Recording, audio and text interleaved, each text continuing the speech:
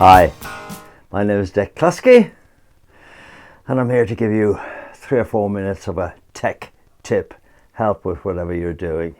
I know I annoy people when I talk about industry standard, but that's what I'm going to talk about today. If you're involved in filming of any sort, say videos, Loom, the new one for short videos, just the same as typing on a computer, or if you're involved with Zoom, another thing. If you're involved in music, if you're involved in making music, all of this is very pertinent. Now there's a good word for this time of the day. Industry standard, what do I mean?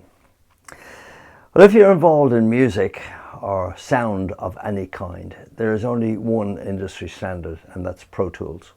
When all this started around 1985, I was at the forefront of all of this stuff. So I was involved with Steinberg. Creator was the first one, then it went to Cubase. Everybody latched onto Cubase, and this was a recording system for using computers in a digital sense. Then it went on further, and then Pro Tools came on the market, and very quickly we in the music industry, we realized that this was going to take over. This was going to be the industry standard, and it did.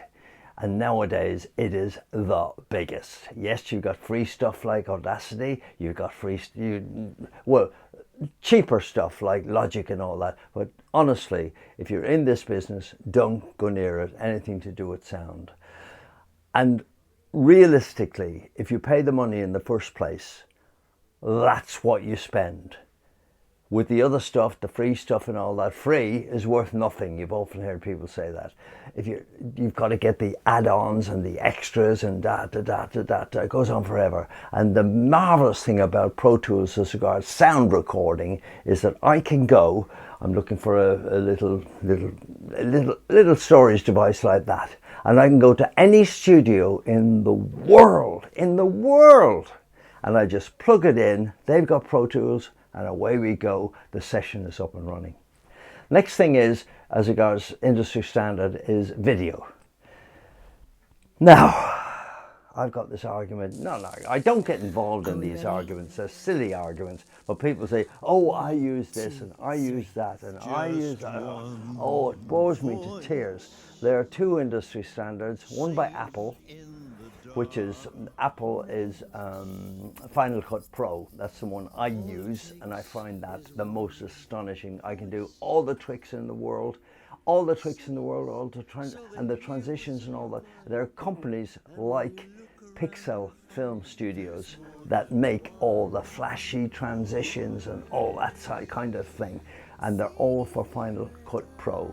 It's good enough for Gaga, it's good enough for Tom Cruise, it's good enough for Brad Pitt, it's good enough for Dick Kluski. I'm here to tell you that's the way you have to go. Yes, it costs a few bob, not much in the great scheme of things. And me, I'm the sort of person, I make money out of it all.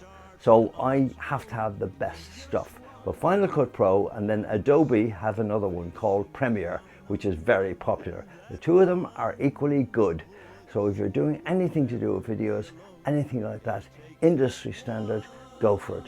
That's the way to go. And you will get deals, because I'm not in the business of spending money.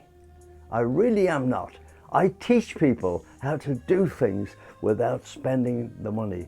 So you will get deals. I get deals all the time on this kind of stuff. But don't go near the Canva and all that silly stuff for making videos. Do it properly. This one is done on Final Cut Pro. So until the next tech tip, and the next one will be about cameras. See you then. Bye. Singing in the dark.